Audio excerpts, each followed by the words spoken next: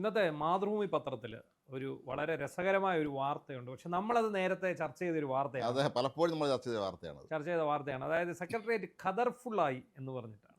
അത് കാരണം വലിയ രണ്ട് പ്രശ്നങ്ങളും അവിടെ ഉണ്ടായി. രണ്ട് ലിഫ്റ്റ് വരെ പൊട്ടി വീഴത്തക്ക രീതിയിലുള്ള തകരാറ്. സെക്രട്ടേറിയറ്റ് അനക്സിലും ഒന്ന് സൗത്ത് ബ്ലോക്കിലും ബിൽഡിംഗിൽ രണ്ട് ലിഫ്റ്റ് വരെ താഴെ വീണു എന്നുള്ളതാണ്. ഖദർധാരികളെ കൊണ്ട് നടക്കാൻ പറ്റാത്ത അവസ്ഥയിൽ കഴിഞ്ഞ ദിവസം ഏഷ്യാനെറ്റിൽ ഒരു വാർത്തയുണ്ടായിരുന്നു, കണ്ടായിരുന്നു അത്?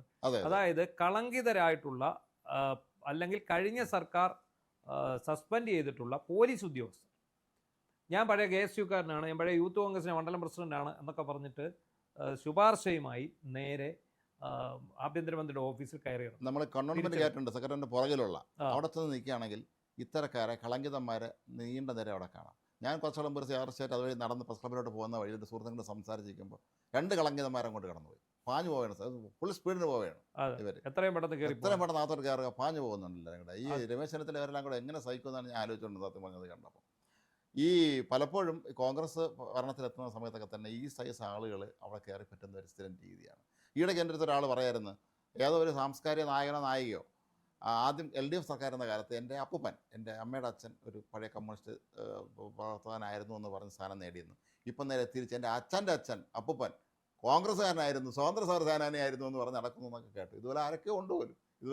ഇതിനിടയ്ക്ക് ദോഷം പറയല്ലോ, നമ്മളെ മാധ്യമപ്രവർത്തകരുടെ ഇടയിലും ഉണ്ട് ഒരുപാട് ഭൈമി കാമുക. അത് പേഴ്സണൽ സ്റ്റാഫിൽ അംഗമാൻ വേണ്ടിയുള്ള നെട്ടോട്ടം ഒരുപാട് പേര്, കുറച്ച് പേരൊക്കെ കയറി പറ്റി. അപ്പോൾ നമ്മുടെ പഴയ സംസ്ഥാന ഭാരവാഹികളടക്കം മന്ത്രിമാരെ ഇതിൽ കയറി പറ്റിയിട്ടുണ്ട്.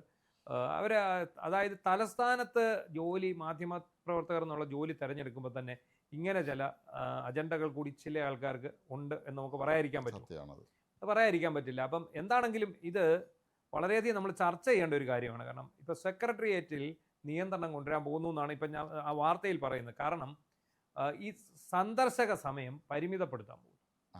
വൈകിട്ട് 3 മണി തൊട്ട് 5 മണി നേരത്തെ അങ്ങനെ ആയിരുന്നു. പിണറായി സർക്കാരിൻ്റെ കാലത്ത് അത് കുറച്ച് കടന്ന രീതിയിലേക്ക് അവർ കടന്നു. കാരണം ഇത് വളരെ മോശമായ രീതിയിൽ ഇതൊരു ഭയങ്കര സുരക്ഷിത മേഖലയാണ്, പിണറായിക്ക് പേടിയാണല്ലോ. അപ്പോൾ അതുകൊണ്ട് തന്നെ ചെങ്കണ്ണം വെച്ചുകൊണ്ടുള്ള പോലീസുകാരോട് നിരന്നിപ്പോണ്ട് വേറെ വേഷമൊക്കെ ഇട്ട് പ്രത്യേകതരം യുദ്ധത്തിന് ഇറങ്ങാൻ നിൽക്കും പോലെയൊക്കെ കുറേ ആളോട് നിൽപ്പുണ്ടായിരുന്നു. അപ്പോൾ ഈ തോക്കം വെച്ചുകൊണ്ട് നിൽക്കുകയാണ്. അനുവാദം കൂടാതെ പ്രവേശിക്കുന്ന വലിയൊരു ബോർഡ് സെക്രട്ടറിൻ്റെ പല ഭാഗങ്ങളിലും വെച്ചിട്ടുണ്ടായിരുന്നു. അപ്പോൾ അത് ഒരു കടന്ന പരിപാടിയാണ് എന്നുള്ളതുകൊണ്ട് തന്നെ അന്ന് പത്രപ്രവർത്തക അക്കൗണ്ടുള്ള പത്രക്കാർക്ക് പോലും അങ്ങോട്ട് കയറാൻ പറ്റാത്ത അവസ്ഥയായിരുന്നു അവിടെ. അല്ല, ഇതിനകത്ത് ഇപ്പോഴത്തെ പ്രശ്നം എന്താ, ഇപ്പം മൊത്തം ഖദർധാരികളാണ്. അതായത് ഈ സമരഗേറ്റ് കൂടെ തുറന്നതോടെ, സമരഗേറ്റ് ഇപ്പൊ വീണ്ടും ഇടയ്ക്ക് അടച്ചെന്ന് തോന്നുന്നു. അതെ, സമരം വരുമ്പോൾ അടയ്ക്കാറുള്ളൂ തോന്നുന്നു. സമരഗേറ്റ് കൂടെ മെയിൻ ഗേറ്റ് കൂടെ തുറന്നതോടെ ആൾക്കാരുടെ ബഹളമാണ്. പണ്ട് പാസ് എടുത്താണ് സെക്രട്ടേറിയറ്റിനുള്ളിൽ കയറിയിരുന്നെങ്കിൽ ഇപ്പൊ നിവേദനം കാണിച്ചിട്ടാണ് കയറുന്നത്. ഇപ്പൊ ഖദർധാരികളെ തടയാൻ അവിടെ ആർക്കും അറിയത്തില്ല, ധൈര്യമില്ല എന്നുള്ളതാണ്. ഈ വരുന്നതെല്ലാം പറയുന്നത് എന്താണ്, ഞങ്ങളുടെ ഒരാളിന് വേണ്ടി വരുന്നതാണ്. അതായത് നമ്മുടെ പെടലി എന്ന് പറയുന്ന കഥാപാത്രം ഉണ്ടല്ലോ, മീശ മാധവൻ, കഥാപാത്രം. ഞാൻ തിരുവനന്തപുരത്തേക്ക് ഒന്ന് വിളിക്കട്ടെ എന്ന് ചോദിക്കുന്നുണ്ട്. അപ്പം ആ ചോദ്യം ചോദിക്കുന്ന പോലെയാണ്. ഇപ്പം ഞാൻ തിരുവനന്തപുരത്തേക്ക് അങ്ങ് കൊണ്ടുപോകണം. അപ്പം ചോട്ടാ നേതാക്കന്മാരൊക്കെ ചെന്ന് കാണും, ഒരു സ്ഥലം മാറ്റം, അതുപോലെ സസ്പെൻഷനിലായവരെ തിരിച്ചെടുക്കൽ, അങ്ങനെ പല കാര്യങ്ങളായിട്ട് ചോട്ടാ നേതാക്കളെ കാണും. അപ്പോൾ ഈ ചോട്ടാ നേതാക്കൾ എന്ത് ചെയ്യും, ഇവരെ വിളിച്ച് നേരെ അവരുടെ ചെലവിൽ ഒരു പോക്കാണ്. എവിടെ? തിരുവനന്തപുരം ചെല്ലുമ്പോൾ ഖദറാണ്. എന്താണ്, ഞാൻ മണ്ഡലം പ്രസിഡന്റാണ്, ഞങ്ങൾ ഇന്നയാളെ ഇന്ന മിനിസ്റ്ററെ കാണാൻ വന്നിരിക്കും. അപ്പോൾ ഈ മിനിസ്റ്ററെ കാണാൻ വരുന്നു, ഇവർക്ക് വേണ്ട. അപ്പോൾ ഇവരെല്ലാം കൂടെ തള്ളിക്കയറി ആണ് ഈ ലിഫ്റ്റ് 2 പൊട്ടി വീണത്. ഈ സാൻഡ്വിച്ച് ബ്ലോക്കിലേതും അതുപോലെ അനക്സിലേതും ലിഫ്റ്റ് പൊട്ടി. പുതിയ ബിൽഡിംഗ് ആണ്, പുതിയ ലിഫ്റ്റ് ആയിരിക്കും അത്. ഈ ലിഫ്റ്റിൽ കയറുന്നതിന് ഒരു എണ്ണം ഉണ്ടല്ലോ, ഇത്ര പേഴ്സൺസ് എന്നേ പറയാമോ. ഇത് എല്ലാവരും അങ്ങോട്ടും ഇങ്ങോട്ടും പോകുന്നു, ഇടിച്ചു കയറുന്നു, ഈ ലിഫ്റ്റ് ഇത് വഹിക്കാൻ പറ്റാത്ത ഭാരം വരുന്നു, അത് പ്രവർത്തനരഹിതമാകുന്നു. അങ്ങനെയാണ് സംഭവിച്ചുകൊണ്ടിരിക്കുന്നത്. അപ്പോൾ ഇതിനകത്ത് ഏറ്റവും പ്രധാനപ്പെട്ട കാര്യം ഒന്ന് സ്ഥലം മാറ്റമാണ്, ഒന്ന് പ്രൊമോഷൻ ആൻഡ് പോസ്റ്റിംഗ് ആണ്. ഏറ്റവും അതിലൊക്കെ ഇമ്പോർട്ടൻ്റ് ആയിട്ട് നിൽക്കുന്നത് കഴിഞ്ഞ പിണറായി സർക്കാരിൻ്റെ കാലത്ത് ദ്രോഹിക്കപ്പെട്ട പോലീസ് ഉദ്യോഗസ്ഥർ ഒരു ഇടി തന്നെ നടക്കുന്നുണ്ട്. മാത്രമല്ല ഇനി വേറെ ഒരു സംഘം ഉണ്ടെന്ന് പറയുന്നു. ഈ കഴിഞ്ഞ സർക്കാരിന് 2 സർക്കാരുകൾ, പിണറായി സർക്കാർ വന്നപ്പോൾ ഇനി 3ാമത് വരുന്ന പ്രദേശത്തിൽ എടുത്തിയാടി കോൺഗ്രസ് നേതാക്കന്മാർ തന്നെ ഉണ്ട് പലരും, സ്ഥാനം കിട്ടിയവർ. ഇവരും ഇപ്പോൾ തിരിച്ച് വന്നുകൊണ്ടിരിക്കുകയാണെന്നാണ്. ഞാൻ കർവാപ്പസി, എനിക്ക് അന്നേരം അബദ്ധം പറ്റിപ്പോയതാണ്. സ്വപ്നത്തിൽ വന്ന് ഇന്നലെ ഗാന്ധി എന്നോട് പറഞ്ഞു, നീ എന്തിനാടാ CPM പോയി തിരിച്ച് കോൺഗ്രസ് ചേരും, മാതൃസംഘടന എത്തുമെന്ന് പറഞ്ഞു. അങ്ങനെ ഞാൻ വന്നിരിക്കുകയാണെന്നുള്ള രീതിയിൽ സംസാരിച്ചുകൊണ്ട് പല വിദ്വാന്മാരും കയറി ഇറങ്ങുന്നുള്ളത്. കഴിഞ്ഞ സർക്കാരിൻ്റെ കാലത്ത് പല പദവികൾ നേടിയെടുത്തിരുന്ന കോൺഗ്രസ്സുകാരും പാർട്ടി വിട്ടിരുന്ന പദവി നേടിയെടുത്തിരുന്ന ആശാമാർ പോലും തിരിച്ചേറാൻ നടക്കുകയാണ്. അതാണ് ഈ പോലീസുകാരെ സംബന്ധിച്ച സംഭവത്തിനകത്ത് വന്നിരിക്കുന്നത്. അവരുടെ ലെറ്ററിനകത്ത് ഞാൻ LP സ്കൂളിൽ പഠിക്കുമ്പോൾ KSU പ്രവർത്തകനായിരുന്നു എന്നുള്ള രീതിയിലൊക്കെയാണ് പറയുന്നത്. അല്ല, ഞാൻ യൂത്ത് കോൺഗ്രസിന് വേണ്ടി സമരം ചെയ്യാൻ പോയ ആളാണ്. ഞാൻ കടുത്ത യൂത്ത് കോൺഗ്രസ് പ്രവർത്തകനായിരുന്നു. എനിക്ക് കോൺഗ്രസ് ബാക്ക്ഗ്രൗണ്ടാണുള്ളത്. അതുകൊണ്ട് എന്നെ കഴിഞ്ഞ സർക്കാർ ഒതുക്കിയതാണ്. അതുകൊണ്ട് എനിക്ക് നല്ല പോസ്റ്റിംഗ് വേണം, എന്നെ തിരിച്ചെടുക്കണം, അങ്ങനെയൊക്കെയുള്ള പലവിധ ആവശ്യങ്ങളാണ് ഇതിനകത്ത് വരുന്നത്. ശരിക്കും കഴിഞ്ഞ പിണറായി സർക്കാർ ദ്രോഹിച്ച ഒരുപാട് നിഷ്പക്ഷരായ നല്ല ഉദ്യോഗസ്ഥന്മാരുണ്ട്, എല്ലാ തലത്തിലും, പോലീസിനും അല്ലാതെയൊക്കെ തന്നെ. ആ മനുഷ്യരെ ആര് പറയുന്നതാണ് ഞാൻ പാലിക്കുന്നത്. ഈ ഇങ്ങനത്തെ ഈ അവസരോചിതന്മാരെന്ന് പണ്ട് നമ്മുടെ ചെമ്മന സാർ ഒരു കവിത എഴുതിയിട്ടുണ്ട്, തരം പോലെ മാറുന്ന ആളെ കുറിച്ച്. അവസരോചിതന്മാർ, അവസരോചിതന്മാർ ഈ കയറി ഇറങ്ങുന്ന ഒരു സ്ഥലത്ത് അന്നന്ന് ഭരിക്കുന്നവനെ താങ്ങി നിൽക്കുന്ന, അല്ലെങ്കിൽ ചെന്ന് ഞാനാണ് നിങ്ങളുടെ ആളെന്ന് പറഞ്ഞ് നിൽക്കുന്ന കുറേ എണ്ണം എടുത്ത് ഈ നമ്മുടെ നാട്ടിൽ അതുപോലത്തെ കുറേ പേര് അവിടെ എത്തിയിട്ടുണ്ട്. നല്ല പ്രയോഗമാണ് അവസരോചിതം. അതെ അതെ അതെ. ഇപ്പൊ എന്താണെങ്കിലും ശരി, സെക്രട്ടേറിയറ്റിന്റെ ഈ ഇടനാഴികളിൽ ഈ പശ തേച്ച ഖദർ കൂട്ടി ഉരുമുമ്പോൾ ഉള്ള ഒരു സൗണ്ട് ഉണ്ടല്ലോ, ഈ അരണി കടഞ്ഞ് അഗ്നി ഒലിക്കുന്ന പോലെ ഇതിന് ചിലപ്പോൾ തീ പിടിച്ചു പോകും. ബ്ലേഡിന്റെ എഡ്ജ് പോലെയാണ് ഇരിക്കുന്നത്. അതെ, അത് ഒക്കെ ഇട്ട് പിന്നെ ഈ മന്ത്രിമാരുടെ ഓഫീസുകളിലേക്കെല്ലാം തിരക്കാണ്.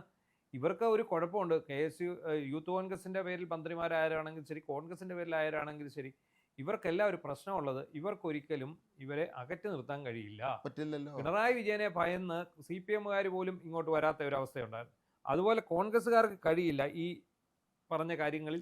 ഞാൻ ഈ പത്രപ്രവർത്തകരുടെ ഭാരവാഹിയുടെ സമയത്ത് പലപ്പോഴും പിണറായി വിജയനെ മുഖ്യമന്ത്രി എന്നുള്ള നമ്മൾ യൂണിയൻ ഭാരവാഹികൾ ഒരുമിച്ച് കാണാൻ പോയിട്ടുണ്ട്. അവിടെയൊന്നും ആരും കാണില്ല. നമ്മൾ ചിലപ്പോൾ നമ്മൾ മാത്രമേ ഇവിടെ കാണുള്ളൂ. ഒരു തിക്കും തിരക്കും ഇല്ല, ഒന്നുമില്ല. നമുക്ക് സമയം തന്നിട്ടുണ്ട്. 4 മണിക്ക് തന്നെ ചെല്ലണം. 3:45 നമ്മൾ ചെന്ന് നിൽക്കും. കൃത്യം 4 മണിക്ക് വന്ന് വിളിക്കുന്നു. 5 മിനിറ്റ് പുള്ളി നമ്മൾ ഡിസ്പോസ് ചെയ്യുന്നു, നമ്മൾ ഇറങ്ങി പോകുന്നു. ഇത്രയേ ഉള്ളൂ. ഇത് ഏതാണ്ട് അവസ്ഥയിലേക്ക് കാര്യങ്ങൾ കൊണ്ടുപോകേണ്ടി വരും. ഇത് 10 വർഷത്തിന് ശേഷമാണ്. അപ്പം ഇതുകൊണ്ടുള്ള ഇതിൻ്റെ ഉപോൽപ്പന്നങ്ങളുണ്ട്, അല്ലെങ്കിൽ ഇതുകൊണ്ട് നേട്ടം ഉണ്ടാകുന്ന ഒരുപാട് ആൾക്കാർ ഉണ്ട്. ഒന്ന് ലോഡ്ജ്, ഒന്ന് ഹോട്ടലുകൾ, ഓട്ടോറിക്ഷക്കാർ, കൂട്ടിപ്പോയ പല ഹോട്ടലുകളും തുറക്കാൻ പോകുന്നതൊക്കെ എല്ലാം വന്നു. വലിയ സന്തോഷമാണ്. ഇപ്പം അവിടെ സെക്രട്ടേറിയറ്റിനോടൊക്കെ ഇന്ത്യൻ കോഫി ഹൗസ് ഉണ്ടല്ലോ, ഇന്ത്യൻ കോഫി ഹൗസിലൊക്കെ ഇപ്പൊ പണ്ടത്തെ ഇരട്ടി അരിയാ ഇടുന്നതെന്ന് പറഞ്ഞു. കാരണം ഇവര് അതുകൊണ്ട് ഇവിടെ ഒന്ന് ഉഷാറായി. പണ്ടെന്ന് പറഞ്ഞാൽ പിണറായി വിജയനെ പേടിച്ചൊരു ഈച്ച പോലും പറക്കാത്ത സെക്രട്ടേറിയറ്റ് ആയിരുന്നു. ഇപ്പൊ എന്ത് സംഭവിക്കുന്നു? ഇപ്പൊ ആൾക്കാരെല്ലാം കൂട്ടത്തോടെ വന്നു. പക്ഷെ ഇതും പ്രശ്നമാണ്.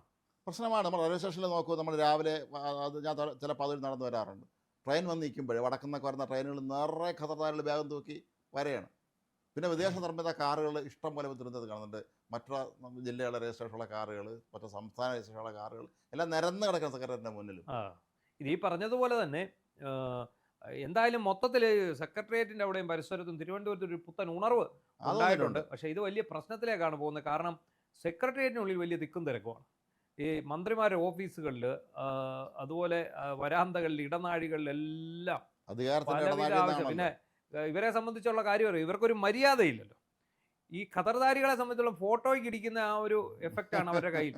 അവരിപ്പോൾ ഒരു ഓഫീസിലോട്ട് കയറി ചെല്ലുന്നു, ഒരു മന്ത്രിയുടെ ഓഫീസിൽ ജീവനക്കാർക്ക് ജോലി ചെയ്യാൻ പോലും സാധിക്കാത്ത വിധത്തിൽ ഇവർ ഇടിച്ച് കയറിക്കൊണ്ടിരിക്കുകയാണ്. ഇത് കാരണം അവരുടെ പണിയും മുടങ്ങുകയാണ്, ജീവനക്കാരുടെ പണിയെ തടസ്സപ്പെടുന്നുണ്ടെന്ന് പറയും. ഉണ്ട്. അത് എനിക്കൊരു അനുഭവം ഉണ്ടായിട്ടുണ്ട്. പണ്ട് കെ കരുണാകരനെ ഞങ്ങൾ 2001 അസംബ്ലി ഇലക്ഷൻ സമയത്ത് അദ്ദേഹത്തിൻ്റെ അഭിമുഖത്തിനോട് ഞങ്ങളൊരു അവസരം ചോദിച്ചത്. ഞങ്ങളന്ന് RM റേഡിയോയിൽ വർക്ക് ചെയ്യുന്നത് ശ്രീകണ്ഠൻ നായരെ കൂടെ. അപ്പോൾ ഞാൻ KR ഗോപികൃഷ്ണൻ, ഇപ്പോൾ 24 ഗോപികൃഷ്ണൻ കൂടെ കെ കരുണാകരൻ ഇൻ്റർവ്യൂ എടുക്കാൻ വേണ്ടി പോകണം. സമയമൊക്കെ പറഞ്ഞ് ഫിക്സ് ചെയ്തിട്ടുണ്ട്, എല്ലാം റെഡിയാണ്. അവിടെ ചെന്ന് 3-4 പേര് കാത്തിരിക്കുന്നുണ്ട്. അപ്പോൾ ഞങ്ങൾ കയറണം. അപ്പോൾ ഈ പറഞ്ഞ പോലെ നമ്മൾക്ക് അറിയില്ല, ഒരു ഖദർദാരിയും കുറേ അനുയായികൾ ഒരുമിച്ച് പ്രത്യക്ഷപ്പെടുന്നു. അപ്പോൾ ഇയാൾ നേരെ അടുത്ത് ഞങ്ങളാണ് കയറേണ്ടത് അദ്ദേഹത്തെ കാണാൻ വേണ്ടി. അപ്പോഴേക്കും ഞങ്ങൾ വാതിൽ നിന്ന് അദ്ദേഹത്തിൻ്റെ സഹായി നിങ്ങൾ അടുത്തെന്ന് പറഞ്ഞ് നമ്മൾ റെഡിയായി നിൽക്കുന്നു. ഈ മനുഷ്യനും സംഘവും വന്ന് വാതിൽ തുറന്ന്, അപ്പോൾ അയാൾ പറയുന്നുണ്ട് എവരാണ് അടുത്ത് കയറേണ്ടത്. അയാൾ ഞങ്ങളെ പുച്ഛത്തോടെ നോക്കിയിട്ട് ഈ വന്ന ചിങ്കിടികളെയും കൊണ്ട് അകത്തോട്ട് കയറി പോവുകയാണ്. അപ്പോൾ അവിടെ നിന്ന് മനുഷ്യൻ നമ്മുടെ അടുത്ത് ഇങ്ങനെ കാണിച്ച് എന്ത് ചെയ്യാനെന്ന് കാണിച്ച്. പക്ഷേ അടുത്ത കണ്ട കാഴ്ച സെക്കൻഡേക്ക് ഈ ഖദർദാരിയും കൂടെ വന്നവന്മാർ പറന്നു പോകുന്നവരാണ് കണ്ട തിരിച്ച്. കാരണം കെ കരുണാകരൻ അറിയാം തന്നെ കാണാൻ നേരത്തെ വേറെ ആളാണ് ഫിക്സ് ചെയ്തിട്ടുള്ളതെന്ന് ഓടിച്ചോട്ട് ഞങ്ങളെ വിളിച്ച് അദ്ദേഹം പറഞ്ഞ കെ കരുണാകരൻ എല്ലാ കാലത്തും മാധ്യമങ്ങളോട് മാന്യമായി പെരുമാറിയിട്ടുള്ളൊരു മനുഷ്യനാണ്. വളരെ സ്നേഹത്തോടെ പെരുമാറില്ല. അദ്ദേഹത്തെ എത്ര വിമർശനം അദ്ദേഹത്തിനായാലും ദേഷ്യം വരില്ല. ഞങ്ങൾ അദ്ദേഹത്തിന് അഭിമുഖം എടുത്തിട്ട് ഞങ്ങൾ പോവുകയും ചെയ്തു. അപ്പോൾ ഞങ്ങളത് പറയുകയും ചെയ്തു, എന്താ ആർജവമാണ് ആ മനുഷ്യനെന്ന്. ഈ ഈ ഖദർദാരിയെ ഈ വാതിൽ എന്നാൾ പറയുകയാണ് നിങ്ങൾ അങ്ങോട്ട് പോകരുത് എന്ന് പറഞ്ഞിട്ട് പോലും അയാൾ വാതിൽ തുറന്ന് ബലം പ്രയോഗിച്ച് ചെല്ലും പോലെ ചെന്നതാണ്. ഇയാൾ ആരും നമുക്കറിയാം, നമ്മളിവിടെയും കണ്ടിട്ടുള്ള ഒരാളല്ല, പക്ഷെ വടക്കുന്നെങ്ങാനും വന്ന ആളായിരിക്കും. അതാണ് ഞാൻ പറഞ്ഞത്, ഇവർക്കൊരു മാന്യതയില്ല. ഇവര് ഖദർദാരികൾ ഈ ഫോട്ടോയ്ക്ക് ഇടിക്കുന്ന അതേ ലാഘവത്തോടെയാണ് ഈ മുറികളിലേക്ക് ഇടിച്ചു കയറുന്നത്. നമുക്ക് നമ്മുടെ കാര്യം സാധിക്കുക എന്നുള്ളതാണ് ഇവരുടെ പിന്നെ ആത്യന്തികമായിട്ടുള്ള കൂടെ കൊണ്ടുവരുന്നതാണ് ഞാനൊരു പ്രമാണിയാണ് എന്ന് ബോധ്യപ്പെടുത്തേണ്ട ആവശ്യം. എടാ ഞാനിങ്ങനെ വെറുതെ വന്നതല്ല, അവിടുന്ന് നിങ്ങളുടെ ചെലവിൽ ഇവിടെ വരെ വെറുതെ വന്നതല്ല, ഇത് നേടിയെടുക്കാൻ വേണ്ടി വന്നതാണ്, നമ്മൾ നേടിയെടുത്തിരിക്കും എന്നുള്ള രീതിയിലാണ്. എന്താണെങ്കിലും ശരി, സെക്രട്ടേറിയറ്റിൽ നിയന്ത്രണം വരാൻ പോകുന്നു എന്നാകട്ടെ. 3 മണി തൊട്ട് 5 മണി വരെ മാത്രമാണ് വിസിറ്റേഴ്സ് അനുവദിക്കുക. അതും കൃത്യമായ പാസ് വെച്ചിട്ട് ശരിക്കും പറഞ്ഞാൽ മാത്രം. നമ്മളെല്ലാം ആവശ്യപ്പെട്ടു തന്നെ അനാവശ്യ നിയന്ത്രണങ്ങൾ എടുത്തു കളയണം, നമ്മളെല്ലാവരും ആവശ്യം. പക്ഷേ ഇപ്പോഴത്തെ നിലവിലെ അവസ്ഥ കാണുമ്പോൾ അതെ. വീണ്ടും നിയന്ത്രണം കൊണ്ടുവരുന്നതാണ് നല്ലത് എന്ന് മാധ്യമപ്രവർത്തകർക്ക് ഒരു ഇളവ് നടക്കുന്ന കുഴപ്പമില്ല. കാരണം മാധ്യമപ്രവർത്തകർ അവരുടെ തൊഴിലിൻ്റെ ഭാഗമായി പലപ്പോഴും സെക്രട്ടറി എത്തേണ്ടി വരും. അതല്ല അതല്ലെങ്കിൽ ഔദ്യോഗിക കാര്യത്തിലുള്ള ഉദ്യോഗസ്ഥന്മാർ മറ്റു പലയിടത്തും വരുന്ന ആളൊക്കെ ഉണ്ട്. പക്ഷേ ഇമാതിരി ഒരു പലരെയും വിളിച്ചുകൊണ്ട് കാര്യം കാണാൻ വേണ്ടി നടക്കുന്ന ഇത്തരം കാര്യം നിയന്ത്രിച്ചേ പറ്റുള്ളൂ.